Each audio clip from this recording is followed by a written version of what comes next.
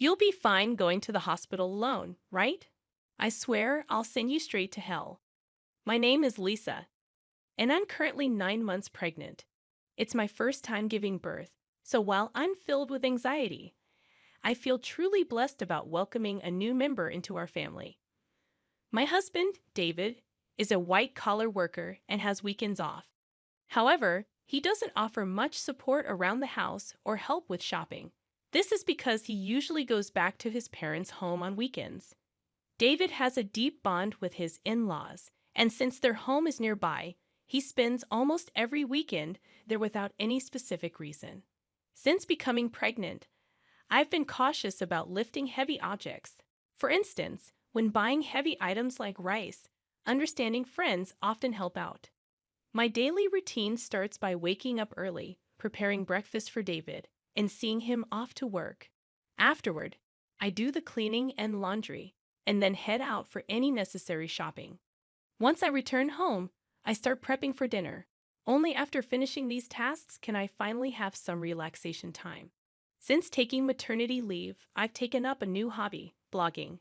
Every day, I write a diary accompanied by photos I take, such as meals, the blue sky, flowers blooming in the garden, and more. Many friends and acquaintances leave comments, and these moments of journaling have become small daily joys for me. One evening, as I was preparing dinner, my husband returned home as usual. He carelessly placed his bag and jacket on the sofa, and I tidied them up, hanging them on a coat hanger. "Welcome back. I made hamburgers for dinner. I'm going to take a bath," I said. Responding curtly, he headed straight for the bathroom. 3 years have passed since we got married, and there has been little kindness or consideration from him. I occasionally wonder if this is truly what a marital relationship should be like. But I've resigned myself to it. When David returned in his pajamas, I handed him a drink. "Where's the beer?" he asked, glancing at the bar. I hinted, "Sorry, I forgot to buy it today. I'll get some tomorrow." "Seriously? Go to the convenience store now." His demeanor changed immediately, and he spoke with evident anger. I was irritated. Why was he asking his pregnant wife to do this? If you want it so badly, why don't you go get it yourself? It's hard for me to move around with this big belly. At that moment, he became even angrier and started shouting, "You're the one who forgot to buy it. It's your job to fix that mistake. Just because you're pregnant doesn't mean you get special treatment." My mother always said it's important to keep moving for the sake of health. Knowing that he doesn't calm down easily when he's angry, I reluctantly decided to go to the convenience store. Once I arrived, I bumped into Sarah, a neighbor. "Oh, Sarah, good evening." "Good evening, Lisa. Did you forget to buy something too?" "I ran out of sauce as I came here." Sarah's cheerful voice slightly lifted my spirits. "My husband really wanted beer, and he told me to buy it. Why didn't he just go himself?" That's what I said, but it didn't get through to him. "It sounds like you're having a tough time, Lisa." After walking together for a bit, Sarah and I parted ways at a crossroad. When I returned home, David was lounging on the sofa, watching TV, having not even cleaned up after dinner. "Why did it take you so long? What were you dawdling around for? Give me the beer." David's disgruntled voice and his insensitive remarks made my heart ache. However, I handed him the beer without a word and began cleaning up after the meal. How could he say such things to me, especially when I'm pregnant? I felt the urge to retort, but I didn't want another shouting match, so I remained silent. Afterward, I had my dinner, took a relaxing bath, and headed to the bedroom. The next morning, David acted as if nothing had happened. It seems he's the type to forget everything after a good night's sleep. However, I couldn't forget his words from the previous night, and I consciously ignored him. "Why are you making that face so early in the morning? Don't take it out on me. I'm heading to work now, so be a bit considerate. You know the importance of appreciation, right?" Due to what he said, I was filled with the urge to retort, "That applies to you, doesn't it?" But out of shock and disbelief, all I could do was sigh deeply and see him off. "Be careful, right? I won't eat dinner tonight. See you." Without any explanation, David left in a hurry. After seeing him off, I took care of household chores and went shopping as usual. However, since David mentioned he wouldn't be having dinner, I decided to prepare something simple just for myself. Then, as I was about to start my meal alone in the evening, I heard David's unexpected return and rushed to the entrance. "I'm back. Thanks for your hard work. But you said you didn't need dinner today, right?" "Yeah, but my drinking party got canceled. I'm hungry. You have something to eat, right?" "Well, I only prepared a meal for myself today." Upon hearing this, David's face contorted with anger. "Didn't you even consider the possibility I might come back? This is unbelievable." Saying that, he moved to the dining table, and upon seeing the dinner I prepared, his mood worsened. "What do you call this a meal?" "I seriously question if you're properly doing your duties as a housewife. Don't waste the money I'm working for." I quickly prepared something for myself. "Please don't get mad like this. Maybe you should learn proper cooking from my mom. Honestly, I've always found your cooking lacking." Again, he always compares me to his mother. Doesn't he realize how hurtful these comparisons can be? "I can't eat this. Go buy something." Hearing this, my heart sank further. What does he think of me? It's already night, and I've taken a bath. Can't you go buy it yourself? Forget it. You forgot to buy beer yesterday, didn't prepare dinner today. It's so frustrating. "I'm going back to my parents' place." David stormed out, and left alone in the house. I strangely felt a sense of relief. The next morning, as I expected, I received an angry call from David's mother. "How can you not serve David a proper meal?" This feels like moral harassment, if not worse. I explained what happened yesterday, but she wasn't accepting it. So I apologized and ended the call. After the call, my mood plummeted. Since David wasn't home, I decided to have a leisurely late brunch. However, the thought of David coming back tonight weighed on my mind. Considering yesterday's events, I decided to make tonight's dinner special. I shopped with more care than usual, picking out ingredients and adding David's favorite beer to the cart. I was determined to prepare a dinner that would earn David's praise. I shortened my blog update time a bit to allocate more time to cooking. After dedicating ample time to preparations, the table was set beautifully, as if it was a special occasion. Looking at it, I felt a sense of accomplishment and couldn't help but praise myself. With this, he should definitely be satisfied. I waited patiently in the dining room for David to come home, but as time passed, there was no sign of him. I tried contacting him several times via my smartphone, but there was no response, and I became more worried as the clock continued to tick. 1 hour, then 2 hours passed, and I began to get anxious. Did he possibly go to his parents' house? Thinking this, I called David's parents to check, but they said he hadn't come there either. I tried calling David multiple times, but still, there was no response. As midnight approached, just when I was considering contacting the police, a staggering David returned home. He seemed clearly drunk. "I'm home, hiccup." I rushed to the entrance in concern and found David lying on the hallway floor. "What happened? Are you okay?" Hearing my voice, he responded angrily, "Too loud, go away." He then staggered towards the dining room. When I tried to support him, he forcefully shook off my hand. "Don't touch me. Don't come near me with that ugly face. To think you're my wife." In his drunken state, he spat out those words and then just lay down right there. Those words were beyond shocking. Why? Why can't he consider others' feelings? His remarks hurt me deeply, and I was filled with thoughts of maybe he no longer sees me as family. Tears welled up in my eyes. I put so much effort into cooking, it was all for nothing. With that thought, I had my dinner alone and enveloped in loneliness. The next morning, David woke up as if nothing had happened. "My head hurts. I guess I drank too much." "But why did you leave me in the hallway?" "You chose to lie down there, David. It's not my fault." "Aren't you my wife? At least take care of me when I'm drunk." David's words made me wonder why he always blames me right away. If you weren't going to eat at home, you could have at least let me know. I had prepared a nice meal, and I called you multiple times. Why didn't you answer? Then David replied nonchalantly, "My drinking party from the day before got rescheduled to yesterday." Do I have to report everything? Besides, you know how hard it is to pick up the phone during a gathering. Think about my situation. With every word David said, my heart got colder and my expectations of him diminished. That way, I won't feel hurt or disappointed anymore. This thought lingered in my mind that I'm taking a break and going back to my parents' home tomorrow. Being with you lately feels unpleasant and boring. Seeing David's attitude of looking down on me made me increasingly consider the option of divorce. Our baby is due soon, and my heart races in anticipation. Even though I've heard stories about the pains of labor from friends, my excitement to meet the new life inside me overshadows those concerns. The neighbors often encourage me with words like, "It's just a little while longer," which brightens my mood.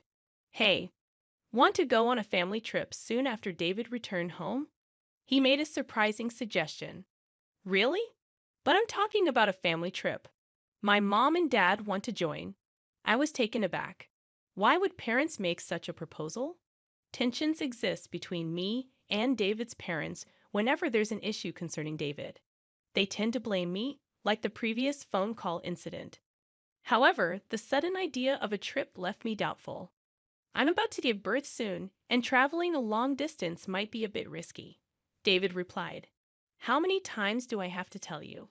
Just because you're pregnant doesn't mean you're sick. My parents are thoughtfully inviting us. But what if something happens? It'll be fine. Everything's already decided. We'll go for 2 nights and 3 days next week." What? Next week is my due date. That's a bit. Just do as you're told. Prepare for the trip. End of discussion. David just expressed his opinion and then left the room. I'm in trouble now, I thought to myself. The next day, I sought advice from a close friend and explained the situation. She was concerned and said, "That's a bit too much." While I was contemplating how to decline the offer, the day of the trip suddenly arrived. "Actually, I'm not feeling well today. I'm worried about the baby, so I'm going to rest at home." I tried to use that as an excuse, but David didn't seem convinced. "Anyway, you can just rest in the car, and you'll be fine, right? Come on, bring the luggage. We're heading to my parents' house, so hurry up." As we headed to the car, I was worried and asked, "Is this really okay?" After loading our luggage into the car and sitting in the passenger seat, I felt warmth at my feet. Looking down, I noticed water spreading around them. "Oh my water broke." I immediately informed David. "David, I think my water just broke. Please take me to the hospital quickly." Taken aback by the situation, David exclaimed, "Are you serious?" "Yes, I'm serious. We need to go to the hospital now.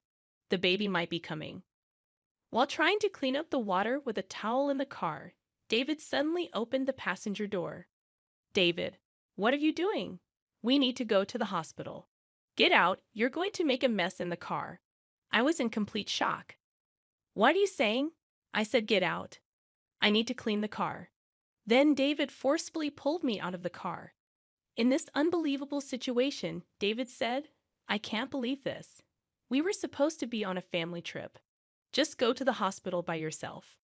I was too shocked to say anything as I called out to David, "Wait, how can you leave me here like this?"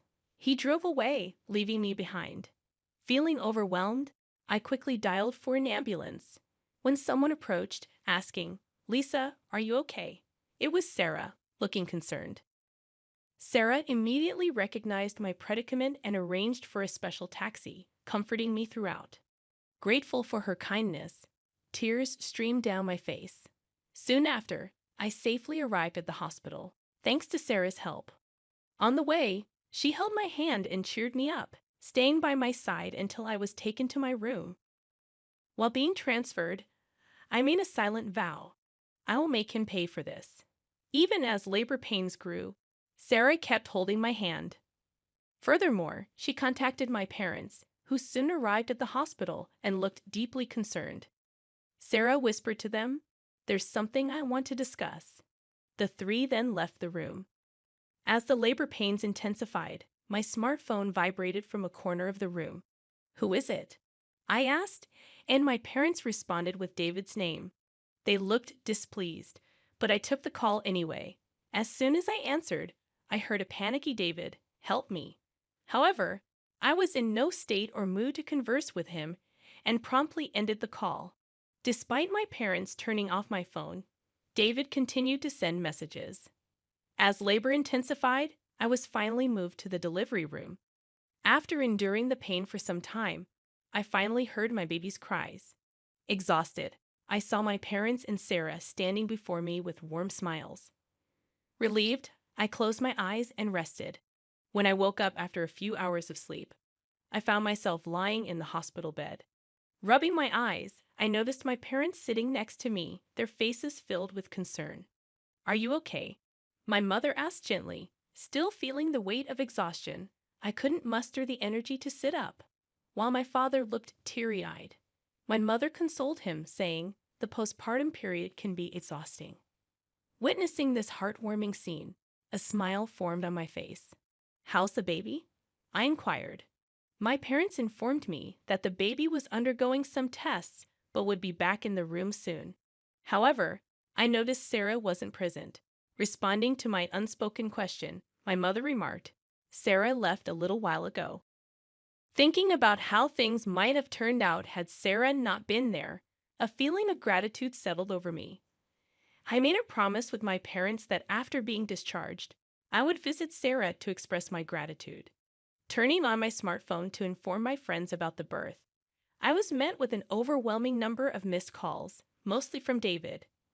The sheer number left me momentarily stunned, but I felt no hope or expectation from his calls.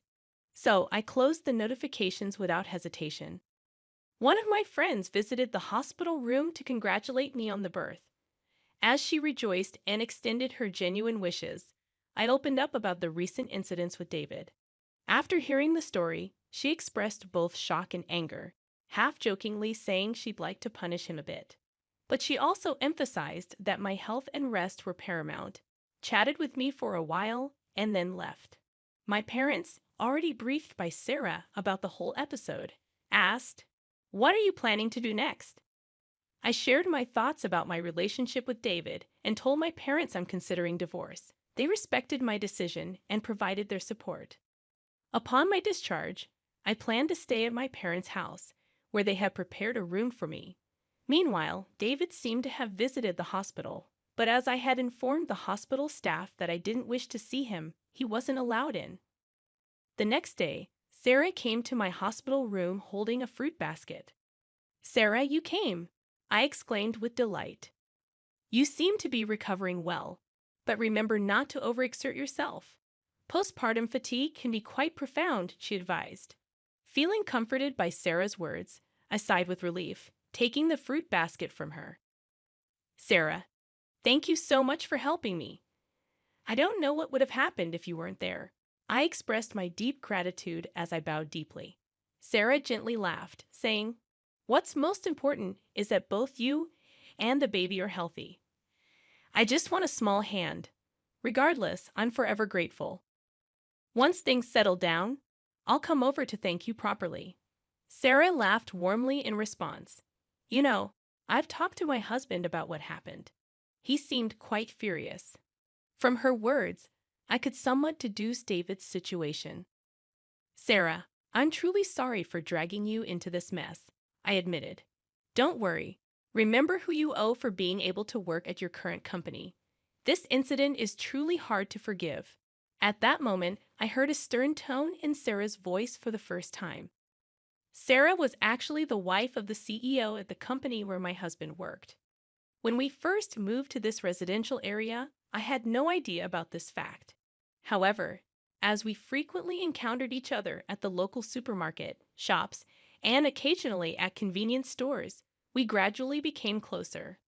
We even began to enjoy tea together, and during these sessions, I learned about the nature of her husband's job.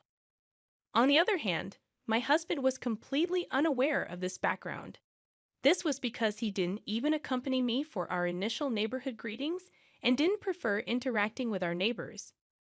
Sarah had previously told me gently, "I don't want to cause any trouble, so don't tell your husband," and I had respected that request. Knowing that I was pregnant and still being forced to endure my husband's unreasonable behavior, Sarah had several times suggested, should I talk to my husband about this? However, I had always declined, not wanting to trouble her. But with this recent incident, perhaps even Sarah reached her limit.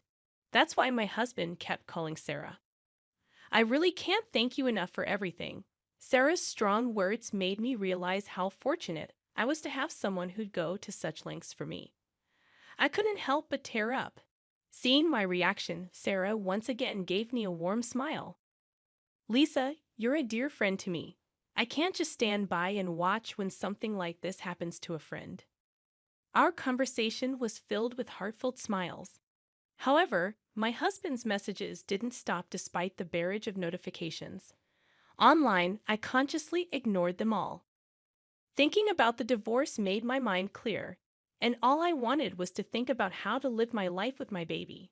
As I was preparing to leave the hospital, a close friend visited my room, handing me her smartphone and saying, I want you to see this. Displayed on her phone was a post that had become a major topic on a certain social media platform. When I asked what it was about, she informed me that she had posted about my husband's recent actions on social media. My friend had a significant influence on social media with a massive follower count. One day, she received a reply to one of her posts. The follower who replied had, by chance, captured a video of the scene where I was yelled at by my husband after being let out of the car. The follower, wanting to protect my privacy, blurred my face in the video and, with my friend's permission, shared it online. The video spread like wildfire, and as a result, personal details about my husband and even his company were identified. Currently, my husband seems to be under a barrage of criticism online. What? I had no idea it had escalated to this level. My friend, smiling gently, remarked. Well, they brought it upon themselves, didn't they? My husband's actions and their consequences were all a result of choices he made. Furthermore, when one of my husband's friends confronted him about the incident, he reportedly excused himself, saying, I had a prior travel commitment with my parents that day, so I had no choice. Because of this statement, not only my husband, but also his parents began to face criticism online. The story spread even in the vicinity of my in-laws' home, and there seemed to be various topics related to my husband's parents circulating on social media. Suddenly, my phone started ringing. When I checked the screen, it was a call from my mother-in-law. That's for my mother-in-law. My friend, eyeing the screen of my phone with interest, suggested, why don't you pick up and give her a piece of your mind?